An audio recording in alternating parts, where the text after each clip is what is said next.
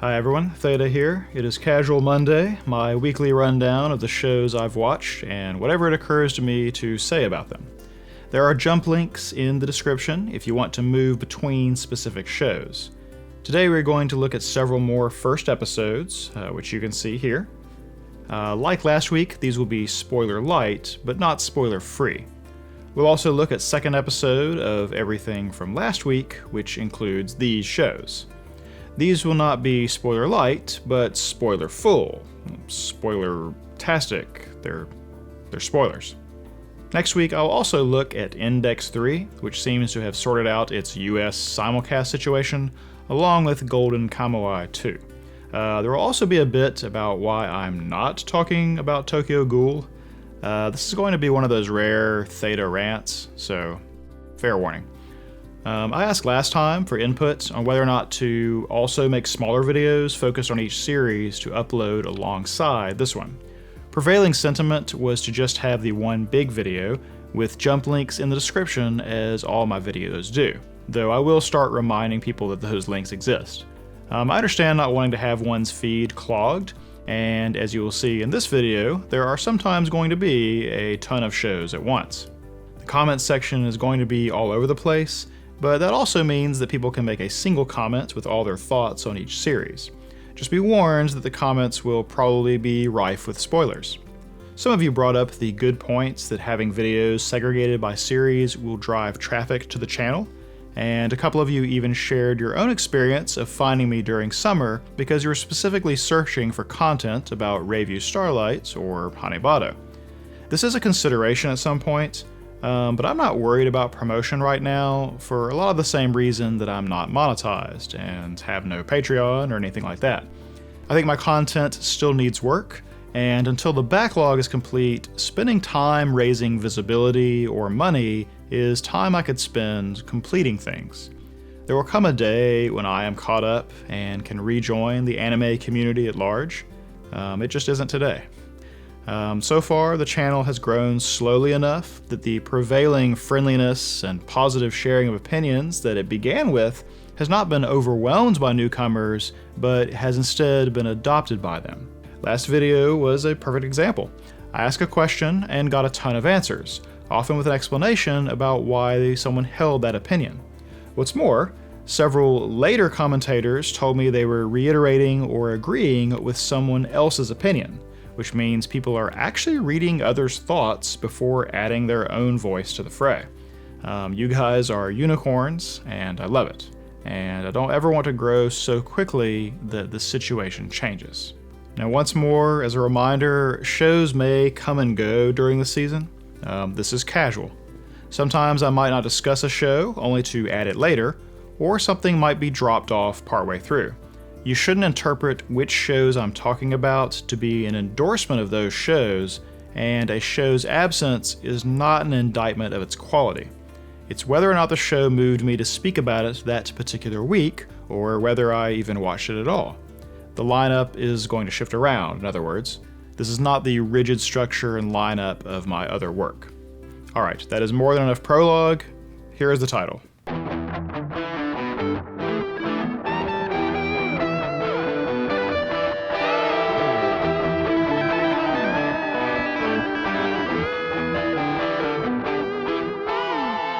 We'll start off with a look at UzaMaid. Now, I don't fully understand the proliferation of maids in anime. It might make a fascinating subject in its own right, tracing how the Victorian idea in particular was imported and internalized and then made into its own meta-concept. I mean, we no longer even use the term maid to refer to people in that actual role. That's not the preferred nomenclature, dude. Yet, the idea has a life of its own in anime and otaku culture. I understand that some of the dynamic is one of status and of inequitable relationships. This is easily parlayed into a dominant, submissive relationship and all the associated kinks, which is probably no small part of its enduring nature. That said, it's not like maid characters are some blight on anime. I can think of several examples of maids that turned out to be beloved characters indeed. But there is still plenty of examples of maids for no reason, cashing in on this particular little subculture. So I'm automatically wary of anything prominently featuring maids, especially in the title. I'm worried that I might be stumbling into someone's excuse for fetish fuel.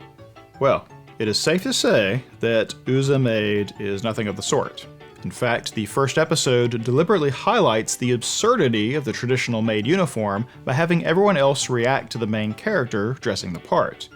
Their reaction says, "This is not right, this is not normal." And while it is part of the humor, this encapsulates a lot of the character as well. She is not normal. It's actually a bit like our Bunny Girl anime, where the wearing of the referenced costume ends up telling you something about the character and their thought process. In both cases, the absurdity of it is exactly why it is in the story in the first place. Now, maids are not the fixation that makes our main character so divergent, but rather her fixation on tiny little white girls, dressing them, watching them, being around them. This, too, is specifically outed as being absurd in universe. The creators want us to know that they know that this character is not normal, and she isn't being normalized. The humor is structured around others reacting to her, and the fact that these reactions do not dissuade her. Our maid doesn't hesitate to get extremely specific about this either. It's only girls who have not begun displaying secondary sexual characteristics that get her notice. This may mean that what interests her is femininity that is separate from sexuality. She herself displays several traits that are not considered feminine, even if they aren't overtly masculine, such as armed forces service, short hair, and a highly muscled body. She is smitten by innocent femininity while going to no effort to signal as such herself. Anyway, aside from the madcap humor, there is a sorrowful undercurrent. The two characters who are now inadvertently caught in the maid's maelstrom are both overwhelmed and out of sorts because of the loss of the mother in the family, and neither is the self that they used to be. This is particularly true of the girl, and it will arise in scattered moments that remind her of her grief and instantly throw cold water over her feelings. Her hostility to someone stepping into that role, even in part, is a believable form of acting out. The general chaos and decline of the household is not just a practical outcome of the harried single father, but also symbolizes each of their advancing decline since the mother's death. Our maid is not the same kind of person as the mother at all, and so there is much less insinuation that she is stepping in as replacement or surrogate. Instead, her complete difference will probably be why she will work out, whereas other maids who are more like the missing parent are too near to the mark and they're too painful to be around. I would guess there are going to be some moments with real heart down the stretch, despite the absurdist humor that is the main event. Next is Run with the Wind. I guess this is a sports anime, but I'm not completely sure, and describing it as a sports anime about running not only oversimplifies it, it sounds like the most boring show concept ever. I'm not bagging on running or anything, but it's perhaps not the most cinematic subject. You are largely competing against the clock at the same time as other people, rather than competing directly, if that makes sense. This somewhat muddies the concept of an antagonist for the purposes of spinning a story about the whole thing. All that aside, this isn't remotely your normal sports anime. For one, the characters are in college rather than high school, which gives a completely different texture to the relationships and the setting. For another, the running part is almost incidental, quite literally in some cases.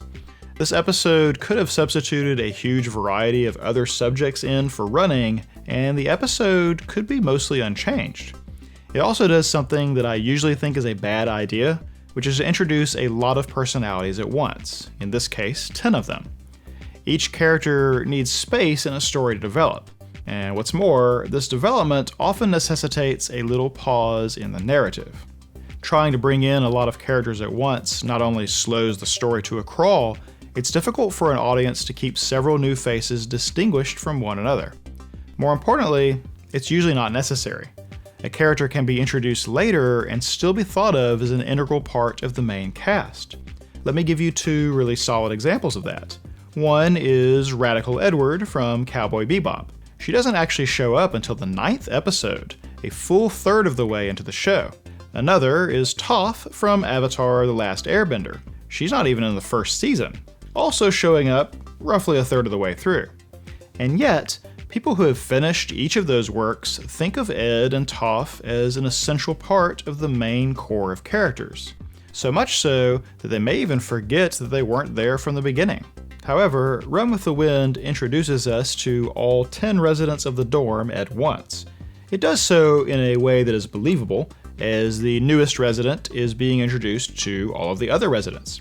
It also gives us little ways to remember each of them, giving their major and some one-liner tidbit about them that helps give a first brief characterization.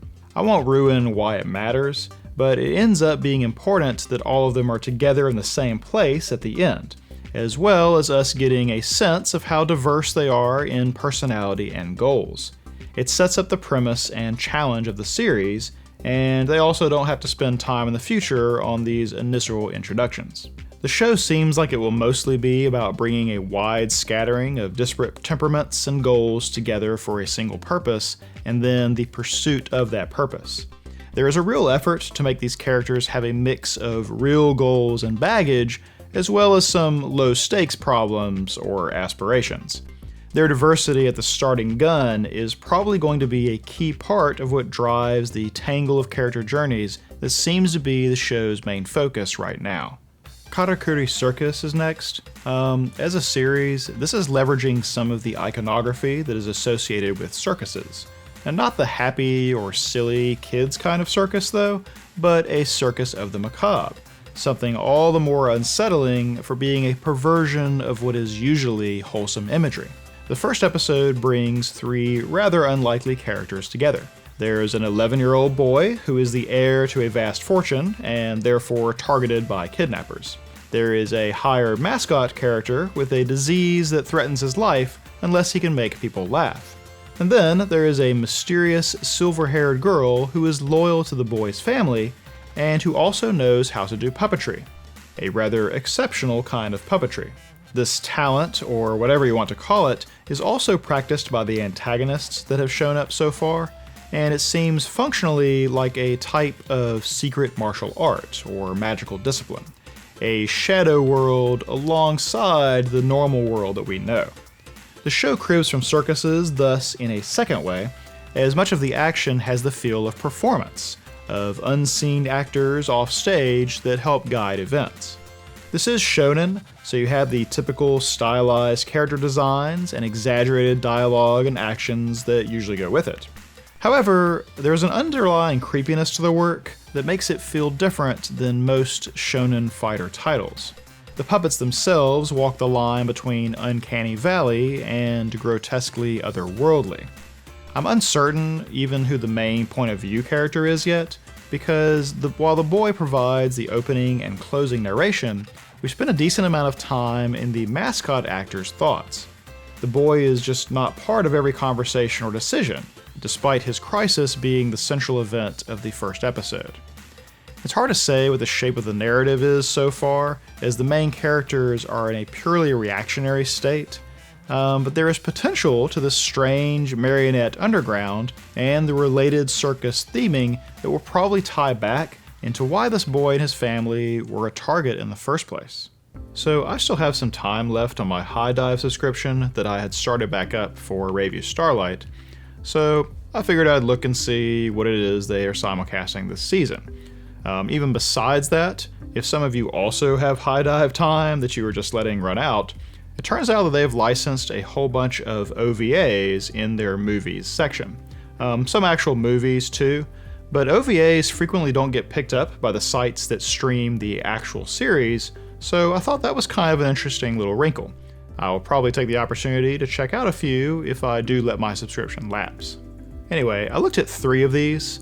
First I'm going to talk about is Release the Spyce.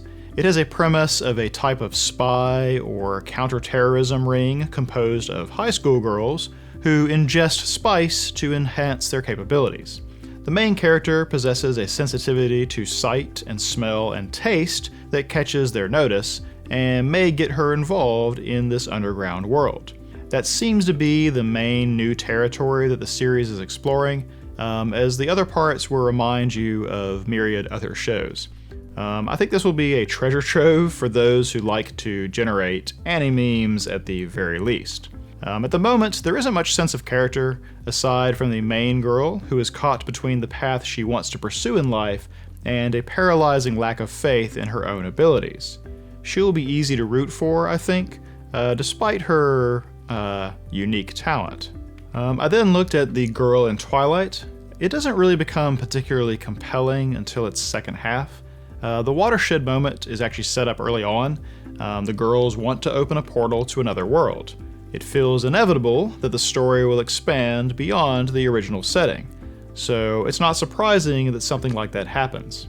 It's not uncommon to have parallel world stories where a lot of things are similar between different worlds, and so the differences become the focus and the engine of conflict. But I suspected that the way one character warns the others, that meant there might be a little more to it. So I went ahead and watched the second episode of this, and sure enough, there's a slight difference in mechanics that might drive the story in some interesting ways. Now, neither of those two shows is going to blow your hair back with its production values, which, if I'm honest, is already what I kind of associate with the titles that High Dive licenses. That is why Review Starlight was such a shock. Very few shows had those kind of production values last season, and it was a complete misfit among other High Dive offerings. However, the third show I watched was markedly better in this respect, if not actually on Review Starlight's level, and that show was Bloom Into You. Bloom Into You is a romance taking strong cues from shoujo manga tradition, and the main character herself is a reader of shoujo romance and has a commiserate, idealized notion of what love is or should be. The catch is that she's never experienced anything like that, doesn't understand it, believes it may be something she can't reach. The show is very intimately tied to this girl's perspective.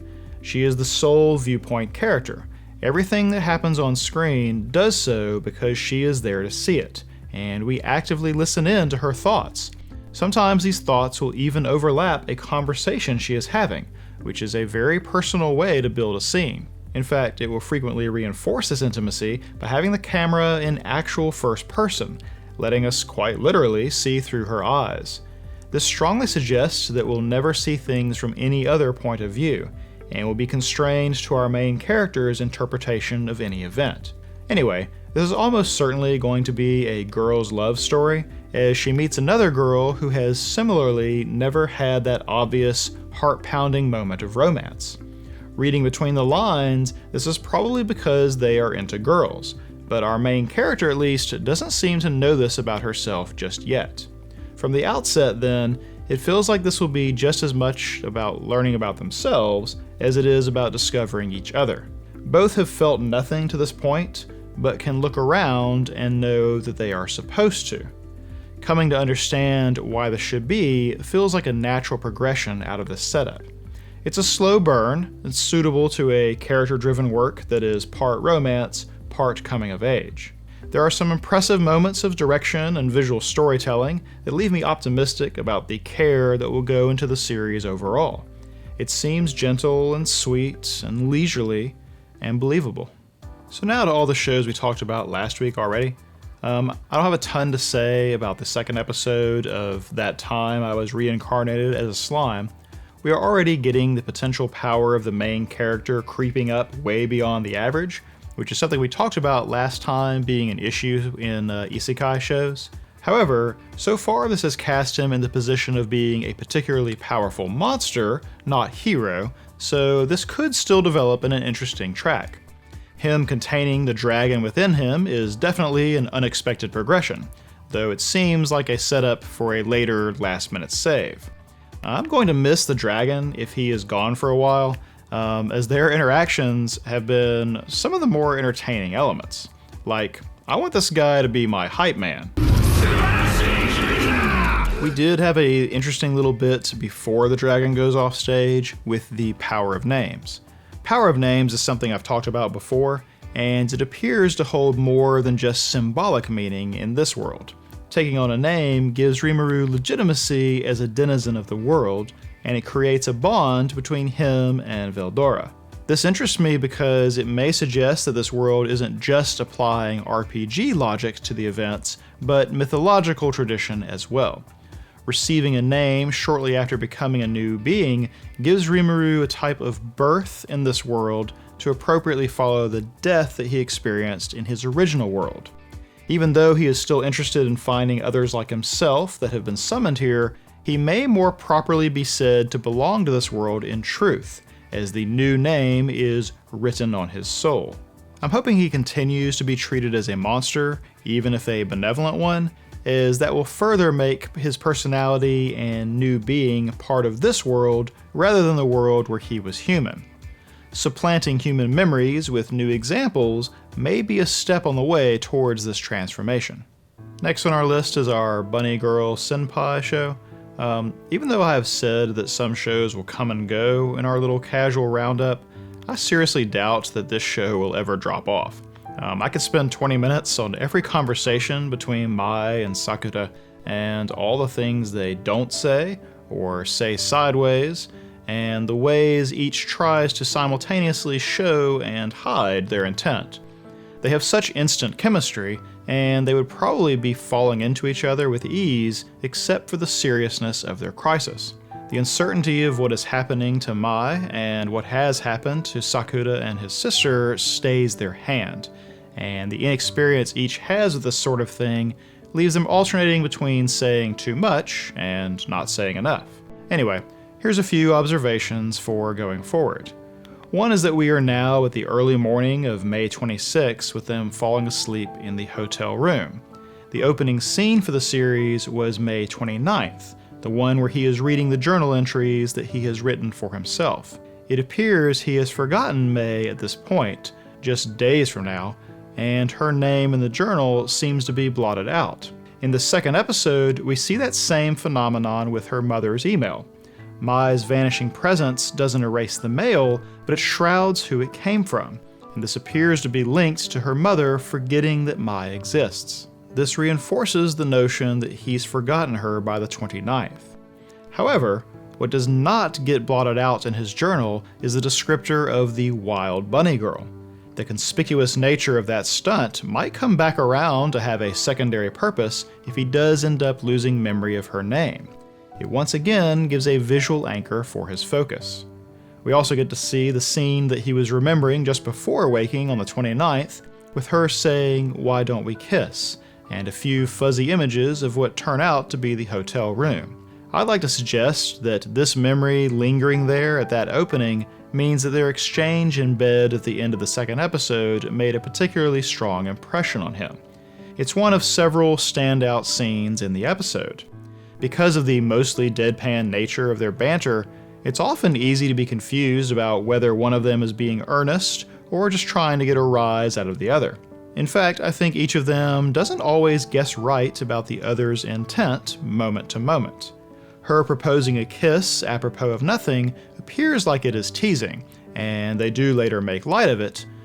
This whole conversation seems calm and banter as usual, but I actually think she is terrified of what is happening to her and wants the contact with another person. She asks him to tell her a story. She proposes the kiss, and then she asks what he'd do if she starts trembling and crying that she doesn't want to disappear. I think she actually would have gone for the kiss in that moment, but because he responds as though he believes she's joking, it becomes a joke instead. Likewise, when he gives an earnest answer about what he'd do if she was crying about disappearing, she instead is the one who turns it around into a joke. I'm glad he didn't go for it though.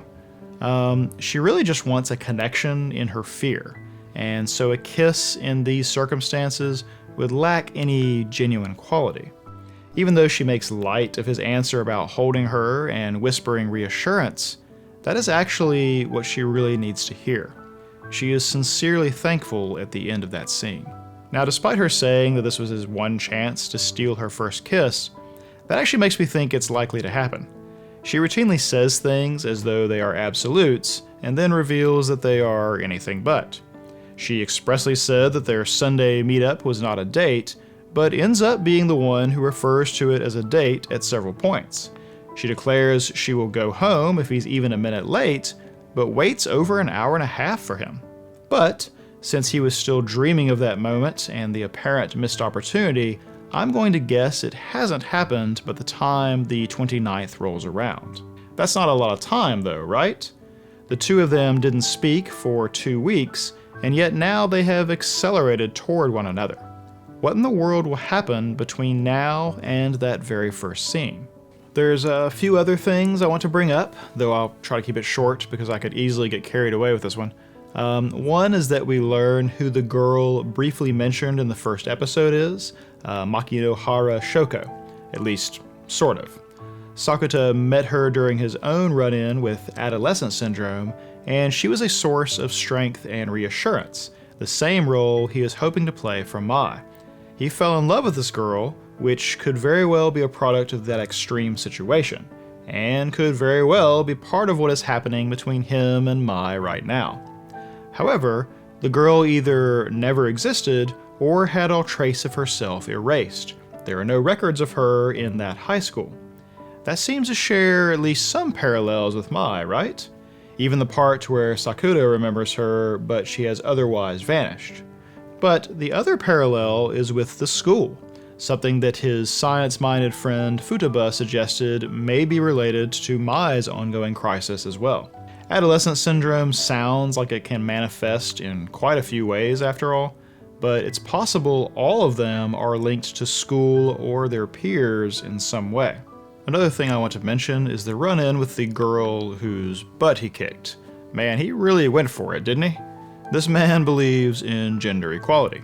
Anyway, that scene was about as classic of a meet cute as it gets.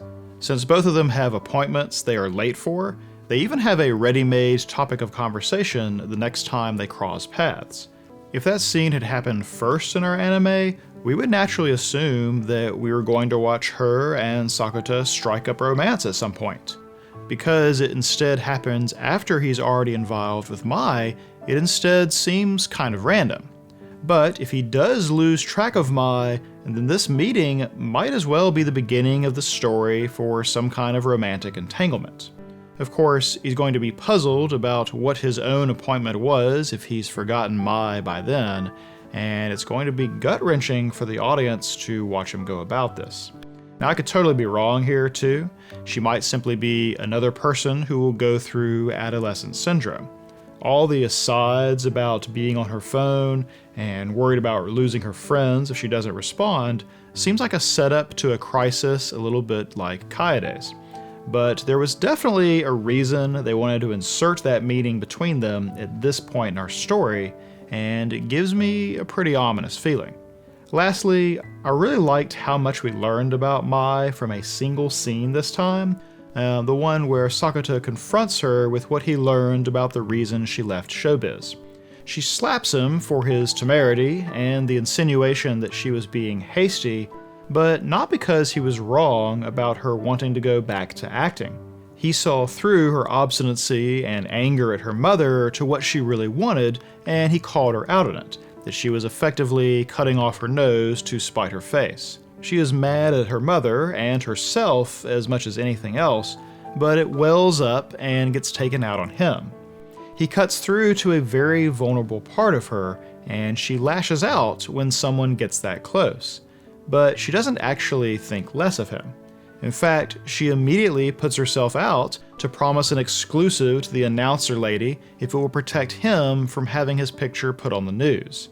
Once composed, she can admit that she was lying to herself about what she wanted and that he was right about what he had said.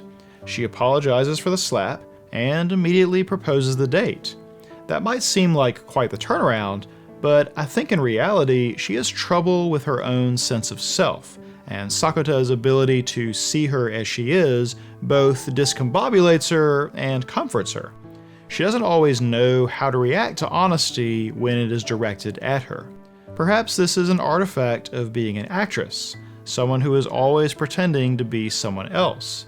Maybe it is just that artificial public persona of hers that needs to disappear, that is disappearing, and she may later get the chance to be a more honest version of herself. This adolescence syndrome may not be a curse, in fact. It may instead be some kind of transformation, painful to go through, but beneficial in hindsight, much like adolescence itself. I guess we will see. Zombieland Saga. So, if you aren't watching this show, why not? I said last time we'd have to look at the personalities now that most of the group has woken up to see what direction the show might venture in. It's quite a mix of personas and enthusiasm toward the whole saving Saga plan. I think it's clever to keep Tai-chan as a zombie still, as it preserves the precarious absurdity of the situation while giving us a lot more characters to watch and cheer and root for and become exasperated with and so on. I wouldn't be surprised if they keep her zombified for a time. She is a constant pressure, a time bomb to any situation that wants to pretend to normalcy.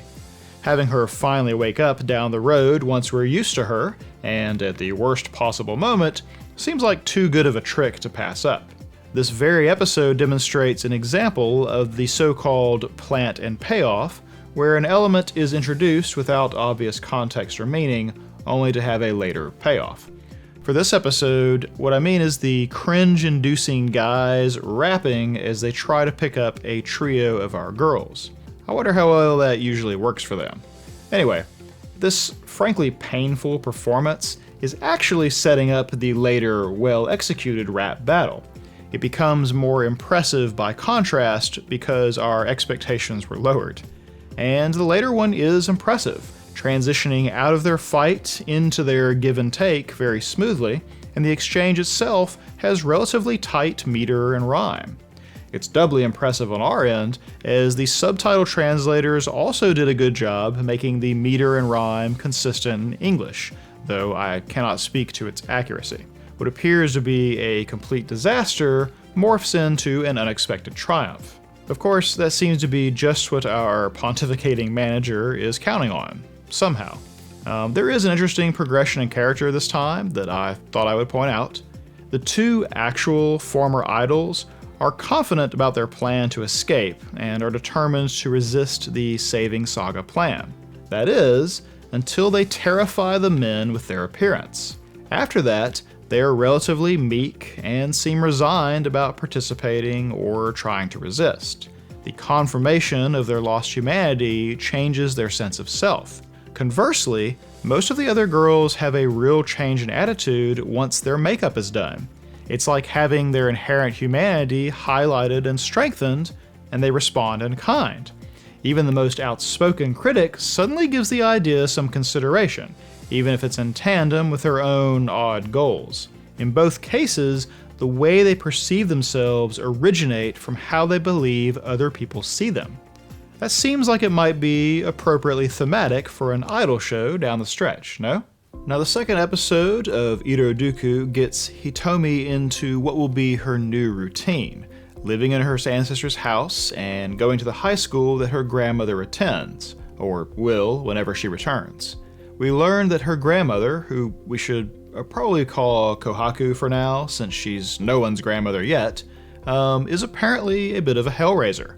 This is clearly different from the woman that Hitomi knows, and very different from herself. For this reason, I think it is a really inspired choice to have Kohaku out of the picture at first, allowing Hitomi to meet these classmates and stumble through social scenarios with no one to guide her and no strong personality to overwhelm her.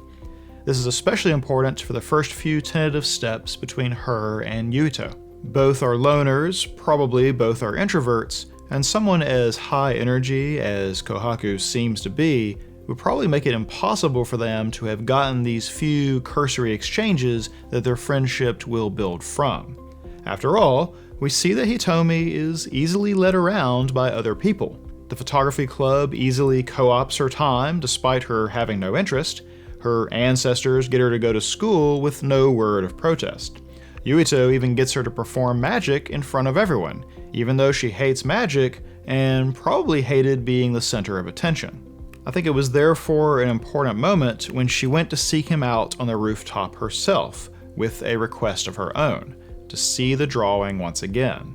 He doesn't really want to show her, but he realized that he might have overstepped by asking her to do magic when she doesn't like it. Hitomi, though, leveraged this fact and put up with the uncomfortable magic situation because she wanted to see the drawing again. She doesn't like magic, but she will do it to get something she wants. This might end up being pretty important long term. When discussing her magic aptitude with her family, they suggest that she might need to learn to do powerful magic if she wanted to return to the future. The letter indicated that she has some kind of strong magic, which sounds like we are just missing some backstory, but no means to return to the future is known by them or suggested by that letter. So, with the events of this episode, and especially after Kohaku returns, we should expect that Hitomi may begin working on magic after all, as her only means to return to her own time. The trick is, by the time she can send herself home, is she still going to want to? See, there's two things here that make me believe she'll eventually have a hard choice to make. One is the spell that sent her backwards in the first place. Her grandmother, as her grandmother, indicated that she had been gathering moonlight for 60 years in order to cast this spell. 60 years is how far back she has sent Hitomi, which means that Kohaku started preparing the spell sometime around the events of 2018. There is something she is trying to fix, or change, or preserve, and I wager we will get to see what it is. The other is the bit about Azurite, the stone in the earring that she loses at first. She is told she doesn't need to go look for it, because if she is a mage, it will find its way to her whether she looks for it or not. It does indeed find its way to her, but the circumstances of her ending up in Yuito's bedroom, losing the stone, and then following him to retrieve it are all necessary steps for her to have seen the drawing and meet Yuito. The idea of the stone finding its way to her suggests that it has a kind of will or plan, and it seems that plan was to cause her and Yuito to meet. We end our episode with Hitomi finding someone who is interested in her magic, and Yuito is someone very interested in his drawings. Others suggest repeatedly that he only cares about drawing, and we know that she doesn't like magic. I suspect both of these are going to change for the two of them, and probably the other person will be instrumental to this change. In Goblin Slayer, it seems we go ahead and get the backstory for our Goblin Slayer. It's framed as a parallel to his own instructions about eradicating a goblin lair. His explanation of the importance of killing every last one overlaps with his own story, where they came into his village and home and killed everyone, but left him, a child, alive. This was a mistake. Now he burns for revenge forever, and as he says, has become like a goblin to them. The oft-quoted Nietzsche bit about when a man fights monsters, he should see to it that he does not become a monster himself seems especially apt. Our first episode was largely about the loss of innocence and naivete that the priestess went through, and the audience themselves are taken for that same ride. This world is structured like an RPG, but intentionally puts the savagery and violence center stage. The truth is, that exists in every RPG, it's just usually sanitized or stylized in a way that is less upsetting or even noticeable. Thus, the series hits us with the brutality out of the gate to communicate that this is not your usual sparkly fantasy. Even the environments are drab and dirty with a muted color palette. It's not your normal RPG setting, and so you should not expect your usual RPG characters. The second episode, then, presents the Goblin Slayer as an embodiment of this loss of innocence and the resulting single-minded determination. We were subjected to the irredeemable awfulness of goblins in the first episode so that we better understand why he would become this way and have this obsession. This drive is his most defining feature, and most other aspects of his personality and perhaps his humanity have fallen to the side. He's devoid of nuance and character right now, and I think that's the point. Having him rendered so differently than the other characters becomes a visual reinforcement of this idea, that he is more of an avatar of vengeance than a fellow adventurer. He's not the dashing hero or the plucky kid trying to make a name for himself. The candidness of violence is not the only way there is an overturning of normal fantasy staples. There is also the divergence in role, and the way it's received in-universe is possibly a bit of a swipe at the audience. We see the way the other adventurers talk about Goblin Slayer, criticizing his gear, questioning his abilities, or his sanity. These guys are all much more like the heroic parties in isekai stories that we are used to. They're the main characters we are usually following around. I'm sure many audience members level the same kind of critiques at the Goblin Slayer character. His looks are off-putting, his personality is non-existent, his single-mindedness and the dingy environment that missions lead him to are not as exciting, and so on. There's little glory or excitement in what he does or how he does it. But at the end of the second episode, we see the counterpoint to that. He is the hero that the townsfolk are singing songs of. The goblins might be a boring target to your typical adventurer, but they're the very real and immediate threat to the common people. What do they care about eliminating far-off dragons or a single troll? Goblin Slayer makes their lives tangibly better, immediately. This links back to the very first scene in the second episode, where the farmer sets up the meager quest to try to rid himself of encroaching goblins. The guild clerks know that the pittance he offers won't attract any well-seasoned adventurers ordinarily, but the existence of the Goblin Slayer means that the farmer's desire and effort might not be in vain. So SSSS.Gridman, a huge amount of the world building gets laid out this second episode without explaining the actual past events that led to it. The suspicious purple-haired girl Akane is linked to the kaiju and their appearance in the city. She has her own version of a person and a computer, and they are bringing them forth together. She likely has done this before the events of the first episode, because something about the nature of these kaiju attacks involves a type of memory rewriting. The kaiju designs turn out not to be arbitrary, but stem from her own modeling, and the display cases holding such models, contrasted against the squalor of the rest of her house, tell us that she is an obsessed fan. Her priorities are all amiss. This takes a sinister turn when we figure out that she's using the kaiju to kill off people who cause her mild annoyance, like the volleyball girls knocking her sandwich to the ground, or her teacher forgetting to apologize for bumping into her. The casual and almost gleeful way she decides to try to snuff out life shows zero empathy, like she's deciding on which NPCs to kill in a game. She's like a child burning ants with a magnifying glass, except that she's also an ant, just one who has been given great power. Another thing I feel like commenting on is the question at the end about whether or not Yuta's efforts amount to anything if it all gets reset anyway. This appears to be answered in at least a thematic way, as the sensei is apologetic about his clumsiness this time around, and Akane is there to witness it. This seems like a self-contained lesson about doing good. There's a pressure in a lot of stories with any length about the necessity of the good guys always winning in the end, that basically evil only has to win once. There will always be a new person trying to exploit the world for their own gain. Good can basically never win for all time. In a way then, the forces of good might understandably become weary of their efforts, feeling that they never buy any true peace or effect any real change in the world. Having their sensei alter his own behavior, despite being completely unaware of the battle waged for his life, is a suggestion that yes, some change is possible to the world. It just might be very minor indeed. This kind of moral lesson jives with what I think they are going for in the usage of Gridman and the kaiju. This is something of an homage to old tokusatsu series, and something of a reimagining as well.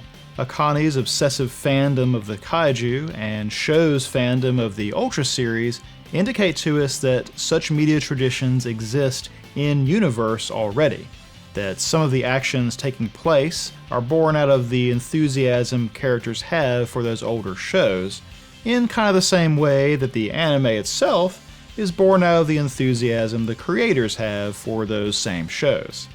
Even having the computer that Gridman resides in being an ancient model seems like a callback to this past. Our series title almost certainly comes from a show called Denko Chojin Gridman, or Gridman the Hyper Agent. This show served as a base for an American adaptation called Superhuman Samurai Cyber Squad, that is, SSSS. The premise of the original show is that 3 kids create their own video game superhero, but it turns out to be possessed by an interdimensional law enforcement officer named Gridman. They war against an evil computer program which takes monster designs created by one of their classmates and brings them into existence to wreck the real world. Our new character, Samurai Caliber, appears to be a further reference to events in that show. Anyway, the thing to point out is that even though the premises largely match, the fact that the Ultra series and all that are known to the characters suggests that the series might diverge wildly once it actually gets fully underway. The show is self-aware, and the characters are too. Lastly then, Sword Art Online 3. We once again have a really well-structured episode. Our cliffhanger from the premiere remains unresolved, and Kirito himself doesn't remember that he was attacked. That mystery persists. The cliffhanger from the end of the first half of the premiere, Alice being taken away, is also unresolved, but we get a continuation of that world's storyline that updates us into the present. Yujo has no memory of Kirito from before, even though the events between them and the Dark Territory and the Integrity Knight still played out the same way. So that is a new mystery in its own right. The real surprise is Kirito being in the underworld while still remembering that he is Kirito playtesting a new virtual game. It gives us a number of things to wonder about. What is his actual fate in the real world? Since time moves much faster here, is his life still in the balance outside of the game? Is his presence in Underworld somehow related to an attempt to save his life? Or did the attack disrupt the normal way the STL system blocks memories from crossing between the worlds? Or is his little vitals monitor that is connected to the internet somehow letting him bridge his consciousness into the game? I can't imagine a testing environment isn't air-gapped, but his little thing is meant to run on their system, so who knows. Structurally though, the episode moved us from the discovery of this unexpected development all the way through Kirito picking up enough information about the world to form a reasonable next plan of action. Along the way, his observations start to color in what might be going on behind the scenes of the Underworld development. An interesting and perhaps morally questionable supposition is that all of the NPCs are not programs, but copies of the souls of newborns that have been raised their entire lives inside Underworld. They think and reason and act like people because they might as well be people. The callings and the taboo index are absolute, and that effectively constrains them to within certain actions, just like the programming for an NPC would. The NPCs are effectively like hosts from Westworld, if you're familiar with that world. They react believably to a lot of situations, but events outside of certain parameters cause them to behave in a way that keeps the storylines on script. Barring that, there will be outside interference to correct the parameters, which seems to be what the weird portal dude from the first episode was about, with the Integrity Knight fulfilling the story-consistent part of the process of putting the whole world back on its rails. I make the Westworld comparison because it occurs to me that the same end result might be shared between them, to create a fully immersive realm. Using actual people who have basically never known anything outside of Underworld and are highly constrained by a set of rules they don't question will result in a way more realistic environment than even the most sophisticated AI scripts. They even have a legend of people appearing and disappearing with no idea how they got there, which sounds like a story meant to make actual testers logging in and out make sense to the residents of the world. I realize this is just Kirito spitballing at this point, but it raises some interesting questions about the show's direction. Because of you, we already know how Kirito will feel about what are effectively digitized human souls. What in the world do you do with a whole world of them? I'm sure there will come a point when Kirito has to convince Yujo to break the taboo index, and he's going to be all the more reluctant due to what happened to Alice. But what if he learns that Alice is alive? Interesting times are ahead. Alright, that is it for this week. We will look at Index 3 and Golden Kamuai 2 for sure next time, but we will probably be revisiting only some of these series from today's show. I mean, that's for sure, actually. I don't have a specific number that I'm aiming for, and I do expect it to fluctuate.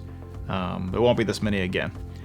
As far as other content, a lot is done on the Made in Abyss finale, but I'm going to put it down for a week.